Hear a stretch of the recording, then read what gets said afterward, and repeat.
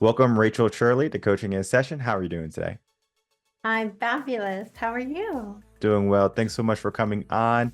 You are going to be my first guest that has this wonderful coaching personality of you are a pet loss grief coach. And pets are near and dear to my heart. I've had cats, I have had dogs, turtles. I I don't think I had a fish, but pets bring something into your life. They teach you how to love because when we start to compare our life to their life, our life is going to be decades long versus their life can be maybe a decade or two. And when someone loses a pet that they treat as family, it could be hard, just like losing a loved one. And it's important that we understand the aspect of going through the grieving process when we lose a loved one, which is a pet. And we can also maybe even look at it in the lens of, is it the same as if we lost a human companion? But in your own words, tell the world who you are, what you do, and how you help. Well, thank you so much. And first, I just really want to lift you up. You are doing amazing work. And so I really admire how you're serving in such a great capacity. And thank you for having me on and bringing this topic to light. Definitely. I have been a certified coach since 2006, and I've been coaching in several different capacities throughout my life. And I'm a woman of faith. I really know that God has equipped me to be able to talk about the really hard stuff. And at one point in my life, I personally struggled with alcohol. And by the grace of God, my husband and I, we've been sober for, I don't know, close to 13 years, something like that. I lost count, but I share that with you to just let you know that I did some recovery coaching, and just through my life, God really led me to being able to support people that are in pain and help them move forward. Long story short, I was in the leadership industry, and when COVID hit, I said, I want to change. So I quit and I decompressed and really got grounded and thought, where do I really want to serve now? And found out that pet loss coaching is a thing. And I dove right in. So yeah, I've been doing it since, well, 2020. Yeah, when COVID hit. Congratulations are in order for you and your husband because it's a huge accomplishment. It's just huge to be able to accomplish something and then to sustain it because we can always have that demon inside of us, that weaker self, telling us to go back and to give in. But that temptation, it brings more hardship into the life. When we find a higher self, a higher purpose, and we commit to that, we become more powerful in a sense. It's almost like we can do the things that maybe we believe that we cannot do. And we can even put it in the lens of bear goggles or something like that, or like liquid courage, where if you go to the club or go dancing, and you're maybe not a good dancer, and you're going there, you have a couple of drinks, and now you're Mr. and Mrs. Everything, right? Everyone loves you. And that is your coping mechanism. But today, many people, they don't know how to cope properly. If they lose someone, they lose a job, they go into these negative habits and tendencies. So for you to have gone through that and understand it, you are the best person equipped to help people with the grieving process. Can we look at the grieving process and how it is taught in our world today? Yeah. So, and thank you for that. Thank you for acknowledging that. It really, it was hard work, and you're right. It can be a dependency and a crutch and easy to go to. Alcohol or anything. Mine was alcohol, wine to be specific. And it was like a liquid courage, and it was part of my identity. Behind the scenes, nobody knew that I personally was struggling inside. Like, why can't I stop? Why do I keep doing these things when I know they aren't the best things for me? I want more in life, but I keep going to this. So, yeah, thank you for acknowledging that. Grief taught right now, it's really a beautiful process. And I use that word to just really illustrate and illuminate that I believe that when loss happens, we can't control it. It's kind of that serenity prayer, control what I can and give light to what I can't control. And in grief, there's this beautiful thing that can happen where we can choose to stay in bondage because sometimes it gets comfortable there. And we can also have a choice to propel ourselves out of it. The grief process is very natural, it's normal, it's very important. And so what I do is I work with my clients and really giving them that safe place to let their hair down. There's no judgment. We get deep into whatever they're feeling. It could be angry at God, angry at people, all of the emotions that come up. It's really important to acknowledge them and sit with them until it's time to release them. I help people move through the grieving process with healthy coping mechanisms and healthy ways to do it. Because as we just talked about, there are some not so healthy ways to go through grief. There's an aspect also when it comes to dealing with hardship or loss that we can do it by ourselves or we can do it together. And I want to speak with you on the pros and the cons of each, because I'm sure we can look at if we grieve by ourselves, there's maybe some benefits and maybe some not so great things could happen. And then if we work together in a group, the pros and the cons to that, if we can talk about the two, would be great. Yeah, absolutely. I'll start with the group part. I have had the honor of leading many groups, and it's an honor to do it, most definitely, because it's beautiful. If they're facilitated well, it's a beautiful place where people can really connect and find that they aren't alone in what they're feeling. And it's wonderful to see people when they say, when they hear somebody speak and they say, oh my goodness, I've been feeling that. I just didn't know how to put it into words. The bond that happens is beautiful, most definitely. I'm a big supporter of community. And when it comes to pet loss, it's really found online. It really is. There are some cities that have some locally, but more than likely, people will find online groups that are brilliant. They're helpful. Most of my clients that I work with prefer the one-on-one. And that's how I work with my clients. Right now, I'm not doing any groups, and I just serve people privately so they can have that safe place to really process because they're going through some feelings that they never expected. And sometimes those feelings are, the loss is so deep that they didn't realize how it would truly, truly affect them. And so we just sit in that and help them move forward to really understand that it's okay, the value of the relationship that they lost, and how they can turn it and pay it forward, and some legacy work too. Long story in there is groups are amazing. They are really, really helpful. Sometimes they can be toxic. And when I share that, it's because sometimes there's a dependency there, and sometimes it's more of a just tell the story instead of kind of let's tell the story, let's talk about it, and let's find some solutions, right? Because that's what we're here to do. Groups are great, and the private is beautiful too. When people isolate, that's the danger zone. And isolation definitely happens, as you know, in grief, whether you lose a job, lose a relationship, any type of loss, that's what happens. We want to go and isolate. I'm definitely going to dig deep in that isolate, but just a moment. Because I remember, I guess it was like I was in fourth or fifth grade or something. And I remember I came home from school and my mom was on the sofa. She was crying. And I was like, why are you crying? And she had took the dog to the vet, and the dog was only like 2.5 years old. But the dog had throat cancer, so she had to be put down. And then I remember we had just got back from the corner store. I had a bag of Doritos. It was the sweet chili ones, the purple bag.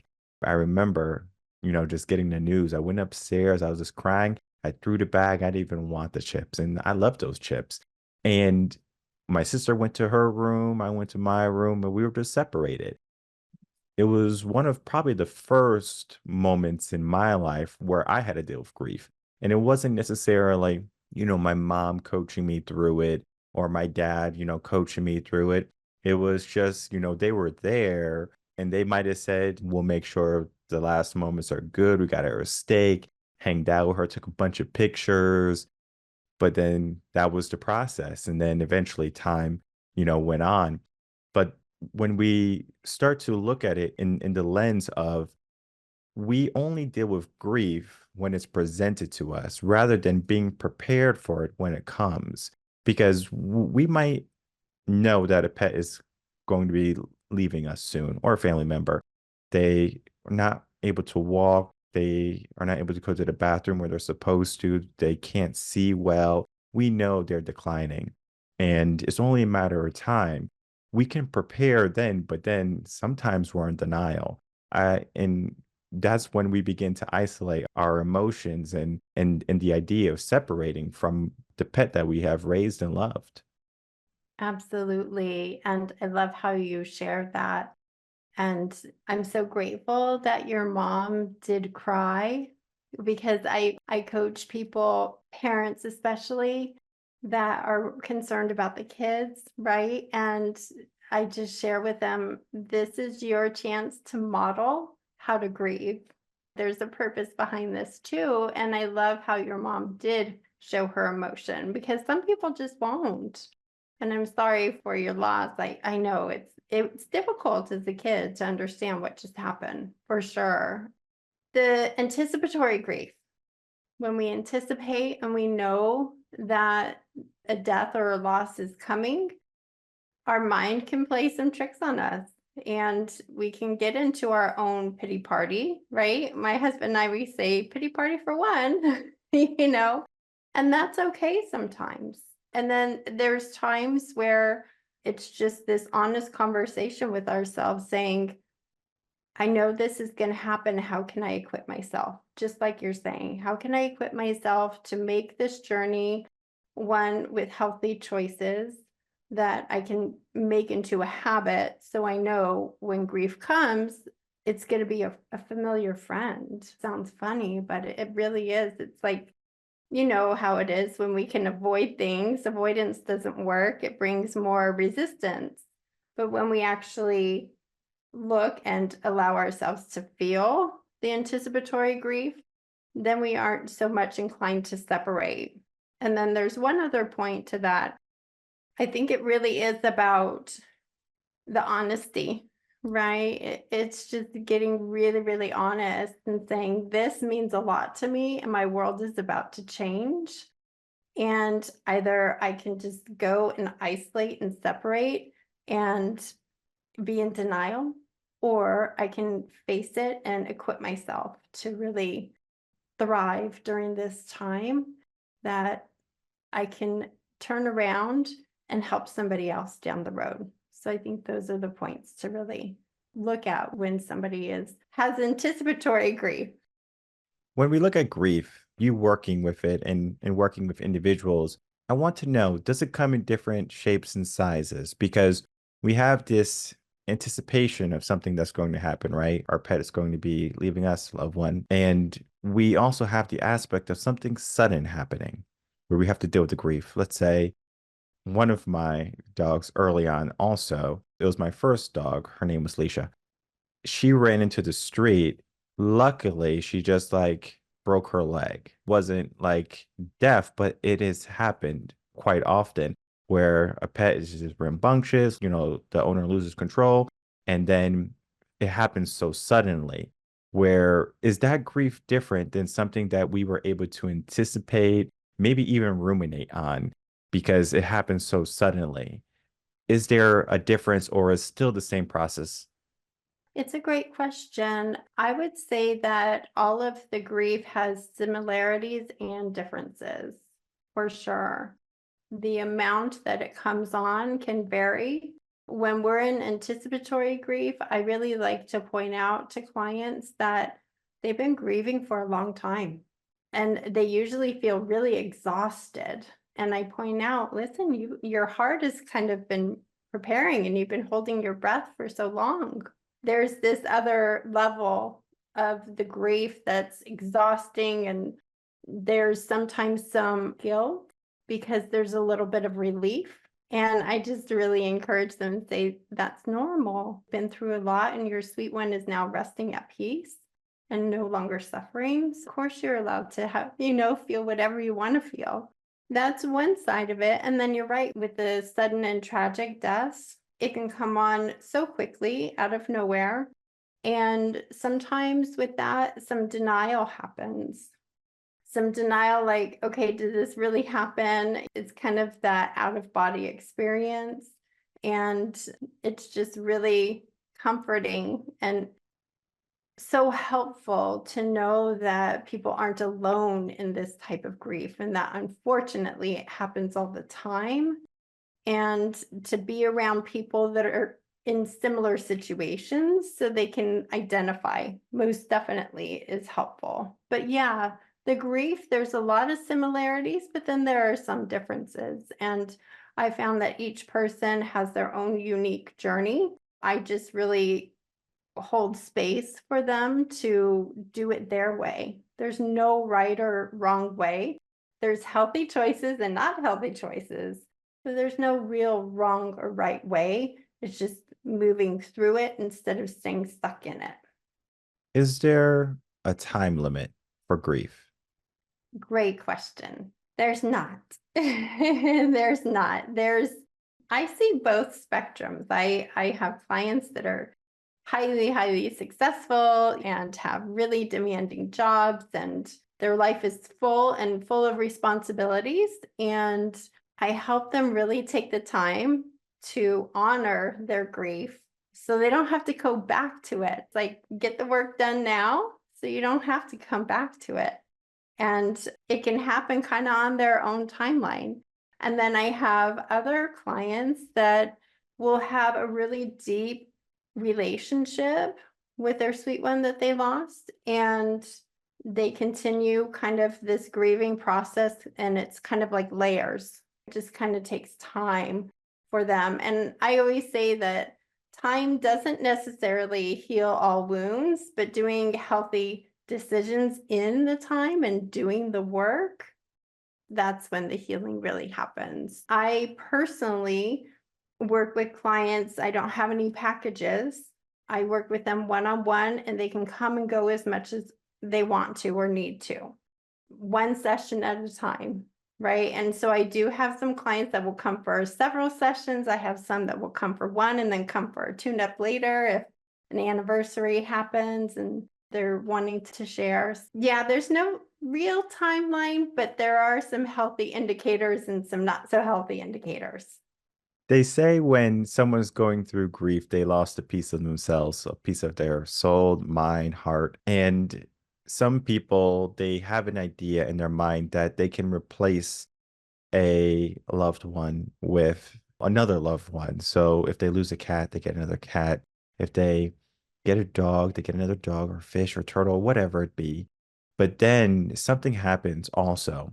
They love them, but then they still miss what they had because they start to think, well, the other dog would do this, and now this dog is doing all this stuff, and this cat is not doing what I love the most about my old cat. It's a bit of, putting off the legacy of our old loved one onto our new loved one that we're trying to build a relationship with, but we're being that roadblock. We're giving ourselves all of these ideas of why you're not perfect or you're great, and it makes it more difficult for us to love them.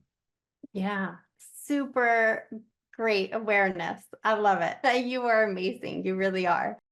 Yes, I mean, I can give you an example, a personal example. So my husband and I, we have boxers. Those are our children. My husband has a beautiful daughter who's in her 20s, but we don't have any skin children, flesh children, right? We have our fur babies. And one of our boxers passed suddenly, Winston, and I was waiting. I would have probably, because we had Spencer who grew up with Winston. Spencer was grieving. I was grieving myself. I was grieving for Spencer. And I waited about 6 months. My husband and I lived in Florida at the time, and it was hurricane season. My husband was away working. I couldn't do it by myself, having a puppy. So 6 months went by and we decided, okay, we're going to get one. His name is Charlie. Got him at 9 weeks old. And yeah, comparison happens. It does. It's just a natural thing, right? It's really, I would say, oh my gosh, what did we get into? Did I make the right decision? And all of those things that we think about, which are okay. Here's what I've come to realize. Number one, baby Charlie turned into an amazing dog. I love him for who he is.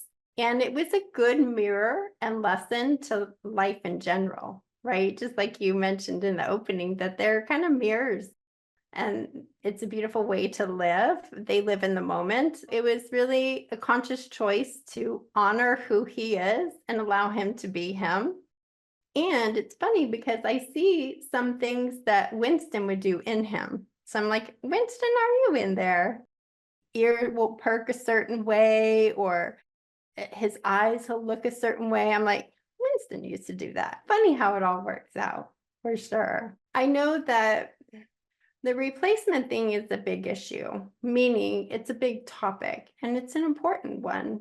The replacing part, I believe we never replace.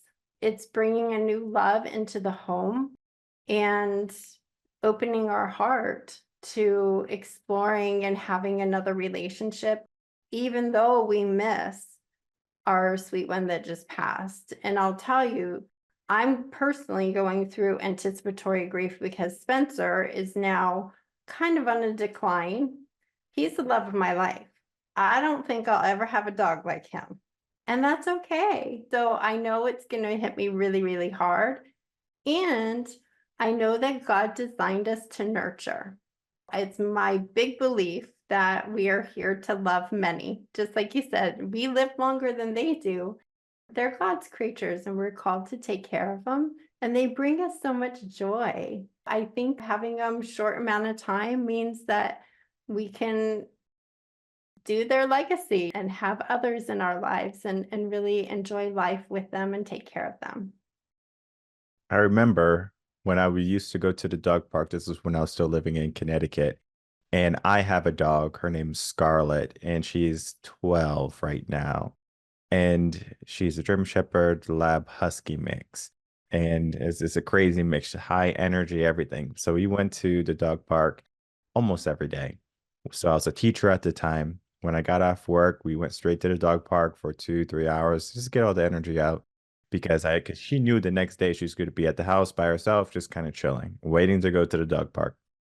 And there was a guy at the dog park. He had a golden retriever or like retriever, and he was training, like he was housing the dog and taking it to training to be a service animal.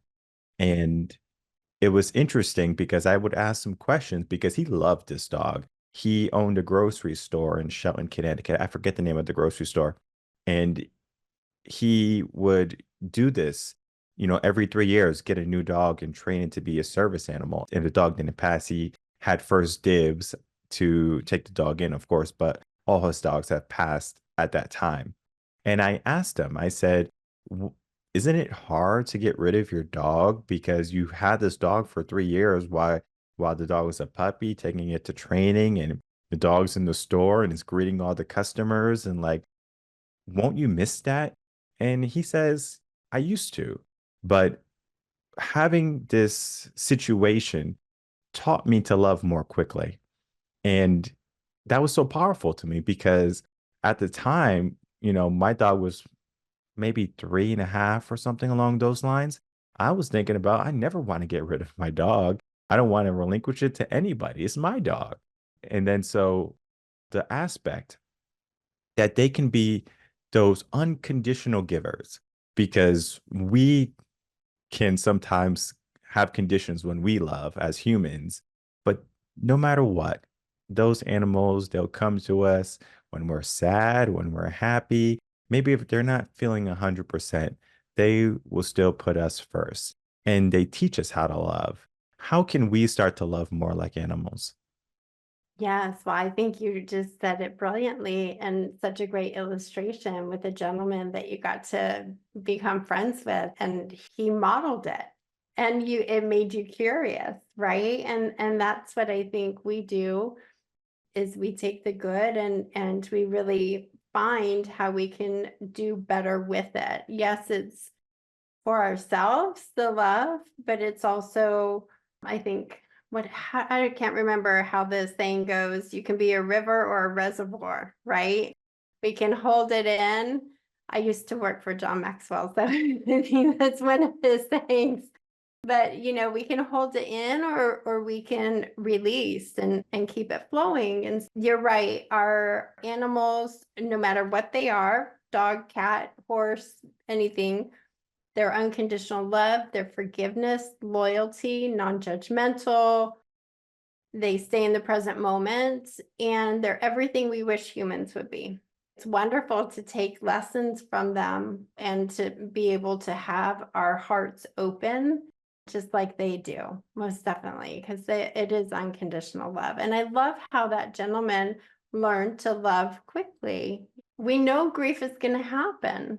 So let's kind of get comfortable with it so we know how to move through it and then pay it forward to other people and roll up our sleeves and help them. I think it's the same way with love, is we always come to intersections in our life where we have the choice to dig into love, or we can kind of turn our back and have some selfish motives. It really is having that conscious choice of love wins.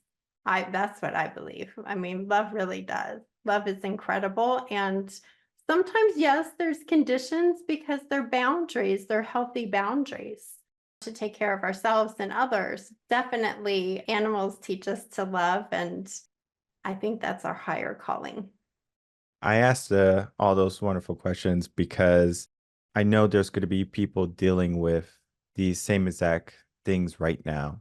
And pet ownership has been rising over the years. People love animals. People are dealing with this unconditional love, and they're falling in love with it because we have become so secluded as people. We have become very individualistic in our mind. We don't necessarily need to worry about the person who grows our food because we go to the grocery store. We don't need to know our neighbors because we can see what they're doing on social media. We have lost the interaction. So what people generally did was they gravitated toward having a family pet or just a companion.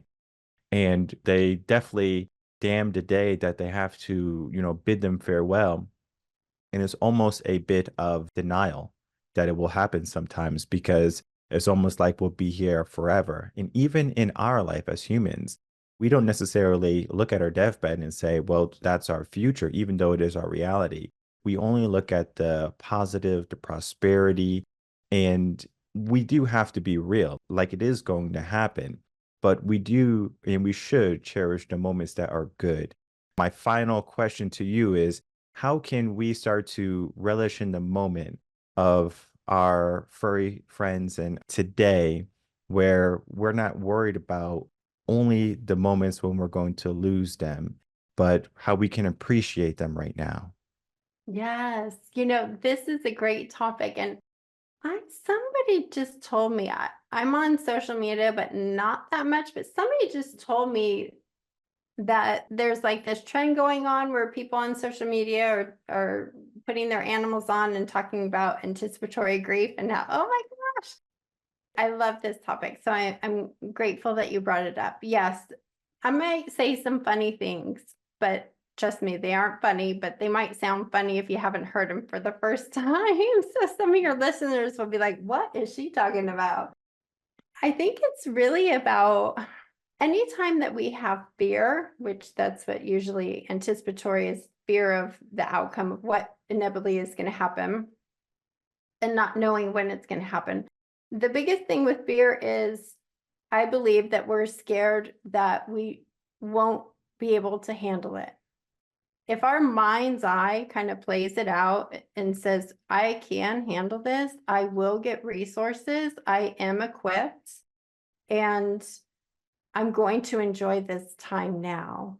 That's the best way. And I even talking to Spencer, sometimes I'll cry and I'll tell him, I know that your expiration date is coming quicker than I want. And I just love and appreciate everything that we've done together. And I'm going to do the best that I can to handle my grief in a healthy way when you do pass. And it's just kind of having those conversations because I think if we tiptoe around it, but really, there's some healing that happens when we actually talk to our animals in that way and just kind of release it and enjoy the moment. Just like you said, it's so, so important. Yes, there is the reality that they are going to pass, and really equipping ourselves to know where our resources are and to know that, you know what, life is short and there aren't any guarantees of time. Let's really enjoy the time that we have and do good in the world with it. Beautifully said. And I loved our conversation, Rachel. It's going to be a wonderful listen to anyone who is in a situation like this or going through a situation like this, because we will go through it. But if you're in it right now, it can feel very lonely. How can people find you and begin working with you? Yeah, my website is Rachel, Rachel dash Shirley, my last name, Shirley.com. And then I just released my book. It's on Amazon, Pet Loss and Divine Healing. And it's a compassionate guide for navigating your devastating loss. So they can just pick this up on Amazon. And I'm only a phone call away. You can just have anybody that wants to, they can hop on my website. My phone number's there. I always have it for my clients 24/7. So yeah. And I thank you for our time. You're doing amazing work and I'm so honored to be here with you. And I hope we can do this again. Yes, I'm honored to have you as a guest, and I'm going to make it easy for everyone to check out what you're doing to get your book. The links are going to be in the description box below. I encourage everyone to reach out to you, even just to say hi, to get the book, to share the book with anyone who's going through it. I love gifting books to individuals that are going through certain situations because maybe they're not ready to hear what I have to say, but you can always pick up the book when you're ready. You can always pick up the phone, send a message when you're ready. And that's what I love about coaches, that they're always there when you're ready. I want to thank you so much, Rachel, for being a wonderful guest, coming on and talking about your work. Oh, it's my pleasure. It's an honor to know you and to be your friend Thank you. and fellow coach. Yes.